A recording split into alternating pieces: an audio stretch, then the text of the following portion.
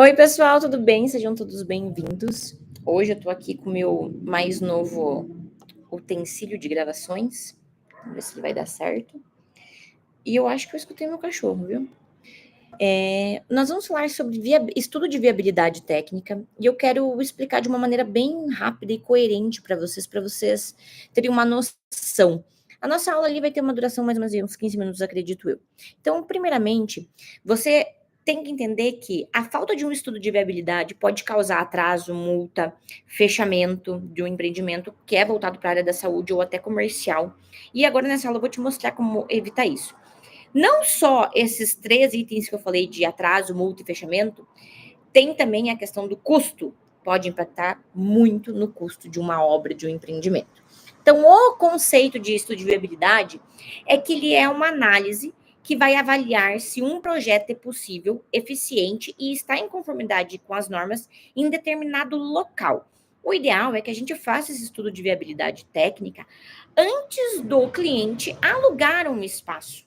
Ele tem que fazer antes da locação, para que evite surpresas de projeto, de reforma e de custos oriundos e até mesmo de licenças. Então, no setor que a gente trabalha, que é da área de comércio e de saúde, um estudo bem elaborado, um EVT bem elaborado, ele vai assegurar a conformidade com as normas de vigilância e evitar ali diversos tipos de problemas operacionais no empreendimento. Combinado? Então, o que é os componentes de um estudo de viabilidade? O que a gente precisa ter de necessário na hora de fazer um estudo? Eu, Georgia, geralmente, eu não entrego o estudo escrito, tá? Eu sempre faço algo através de áudio e vídeo. Eu estou, inclusive, filmando essa aula no computador e aqui no meu celular, porque eu vou usar isso depois. Mas toda vez que um cliente me contrata, ele me paga para fazer esse estudo de viabilidade técnica. Geralmente é uma visita que custa de R$ 300 a R$ 500, depende do processo, depende da localização, se eu tenho que viajar ou não, como é que eu posso fazer isso. Mas eu entrego sempre via áudio, né? Ou uma reunião online. Eu apresento as situações para o cliente. Então, a primeira coisa que você vai ter que fazer, na hora que você for oferecer também um estudo de viabilidade para um cliente voltado para a área de vigilância sanitária, na qual eu sou especialista neste assunto, é verificar a compatibilidade do local com a atividade que está sendo planejada, pensar na localização e no zoneamento. Eu falei que o meu amor tinha chego. Por exemplo, assim, uma clínica que precisa de área de ambulância. Você tem que já prever a atividade e se aquele espaço está ok. Depois, ainda dentro dessa área, você vai falar sobre análise estrutural. Vai avaliar se o imóvel ou aquele terreno, aquela edificação, suporta as adaptações que vão ser exigidas pela vigilância sanitária. Isso quer dizer o quê? Se você não tem domínio das normas, dificilmente você vai conseguir fazer um estudo de viabilidade técnica para o teu cliente. Você tem que ter isso mais aflorado ali, uma percepção maior. Então, um espaço de central de material de esterilização. Existe a possibilidade de empregar isso? Ou o cliente não vai poder esterilizar, ele só vai poder ter uma sala de utilidades, por exemplo, né? Depois a gente vai falar das infraestruturas e das instalações técnicas. Se os sistemas estão adequados, hidráulico, elétrico, gases medicinais, ou se vai ter um GLP, a questão da renovação do ar e da climatização, se o padrão de energia atende a carga e a demanda daquele espaço, sempre pensando nas áreas críticas e nessa demanda de equipamento. Ah, vou ter uma UTI então, ou vou ter um restaurante, eu vou ter uma máquina lá, que uma coifa, que ela vai consumir muita energia, um freezer, uma floricultura que precisa de um freezer para manter, quer dizer, um refrigerador para manter as flores em funcionamento. Isso também. Aí você vai englobar, no caso, a legislação, né, as normas técnicas, você tem que aplicar o que está lá naquele espaço, ver se é possível, se vai ter largura suficiente, comprimento suficiente, tem metragem ok para tudo isso. E aí ver a questão da viabilidade financeira. O que acontece? Você vai ver o custo da operação das normas, para atender as normas, o ROI, né, o retorno para o investimento do cliente, porque uma situação que aconteceu comigo uma vez foi o quê? O cliente queria montar uma clínica odontológica no espaço que ela tinha, a sala era muito boa, entretanto, eram 2 pisos, Ela era direto na rua, então ela não tinha nenhum acesso na frente para bomba a vácuo, compressor, abrigo de resíduos, coisas do tipo. A acessibilidade, a princípio, ok. Entretanto, ela queria usar os 2 pisos. E aí, o que aconteceria? Ela queria ter 2 salas com consultórios odontológicos. Ela poderia ter uma embaixo, que faria de tudo, e uma em cima. Só que o que acontece nesse caso com ela? Ela não teria local para o abrigo, para o compressor e para a bomba a vácuo. E aí a gente não...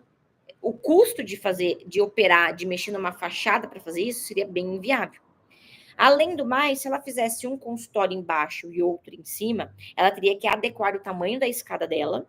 E, dependendo do que ela fizesse no piso superior, ela ainda teria que colocar uma plataforma para atender um paciente ou ainda um elevador de urgência ou emergência. Então, foi tornando espaços inviáveis. No andar de baixo, ela também teria que ter um DML, depósito de material de limpeza, e o banheiro acessível. E no andar de cima, se tivesse só a escada, ela também teria que ter outro DML. Então, são coisas desse ponto que a gente tem que prestar atenção na hora de passar para o cliente. Essa, em especial, ela tinha contratado, feito o aluguel do espaço, e no outro dia, depois do que eu prestei o estudo de viabilidade para ela, ela cancelou o contrato e buscou um outro lugar. Depois, né, as relações com a vigilância sanitária. Detalhes de exigências da vigilância que vão afetar o estudo de viabilidade técnica, conforme eu falei, igual essa cliente. Garantir áreas separadas para as atividades limpas e sujas. Os graus de atendimento, né, de riscos, por exemplo, pensando muito na questão de setorização e do fluxo. Eu falo muito sobre esses itens agora, quando a gente fala do método saúde, que é o método que eu desenvolvi para elaborar e avaliar projetos da área de saúde. Então, um exemplo de setorização e de fluxo que a gente precisa entender: cozinha, CME, lavanderias, os consultórios e por aí vai. A gente tem que ter uma noção também da acessibilidade, né? E da ergonomia. A acessibilidade atendendo o NBR 9050 e a questão da ergonomia para ventilação natural, iluminação e até mesmo desempenho do profissional. Isso vai interferir. O profissional tem que ficar subindo um monte de escada com coisa pesada, com material de limpeza. Então, esses itens também vão interferir no estudo de viabilidade técnica. Depois, a gente vai falar da utilização dos espaços. Então, quais espaços a gente vai ter, por quê, como eles vão ser utilizados, quantas pessoas vão frequentar aquela atividade, para a gente poder pensar em como vai ser disposto. Tem metragem suficiente? Né? A gente tem circulação para isso? A gente tem dimensionamento para isso? Então, a gente cita bastante a questão da utilização dos espaços, do dimensionamento e da circulação deles também. A gente vai falar dos materiais de acabamento. Então, materiais que são resistentes à limpeza, a gente tem essa possibilidade de trabalhar lá? É possível instalar ralo nos espaços que são obrigatórios ter ralo? A questão da ventilação natural e como é que é esse material? Como é que é o material da escada? Como é que é o material das paredes? É uma estrutura... o espaço é feito com alvenaria estrutural, a gente pode quebrar, ou aí as infraestruturas ordinárias ficarão expostas. Como isso vai interferir, tá? E por fim, né, a questão de inspeção e de licenciamento. No local, dá para a gente fazer licença sanitária? No local, a gente consegue o alvará de funcionamento da prefeitura? No local, a gente consegue o alvará de funcionamento, a licença dos bombeiros? A atividade vai demandar licenciamento ambiental? A gente consegue atingir isso? Nós vamos precisar de outros tipos de projetos para poder elaborar esse empreendimento, fazer com que esse empreendimento aconteça por aí. Então, não menos importante, são quesitos legais que vocês precisam saber e se guiar. Combinado? E por fim, não menos importante, eu vou fazer um breve resumo, né? E com algumas dicas práticas. Então, de maneira geral, o estudo de viabilidade é essencial para evitar a inconformidade com a vigilância sanitária desde o começo, quando o cliente resolve fazer a atividade naquele lugar e assegurar o sucesso do empreendimento dele.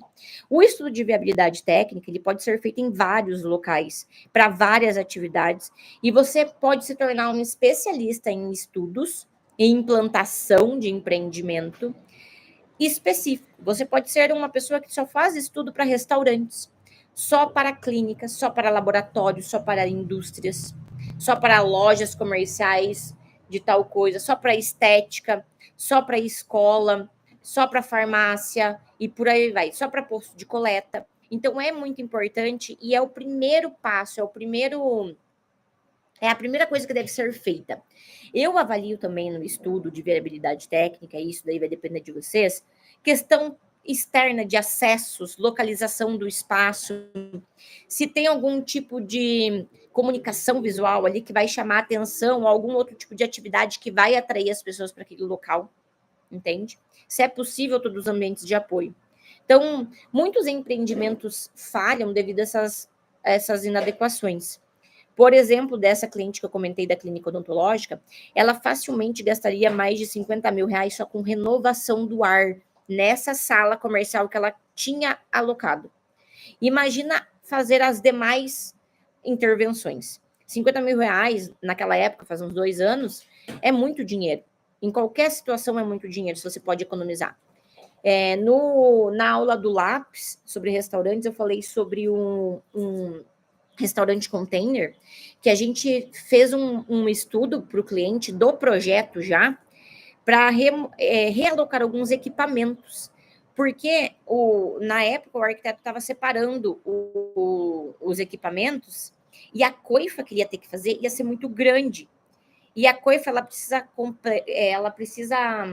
contemplar toda a área, todos os equipamentos quentes de um restaurante, de uma cozinha. E essa coifa ia ficar muito grande.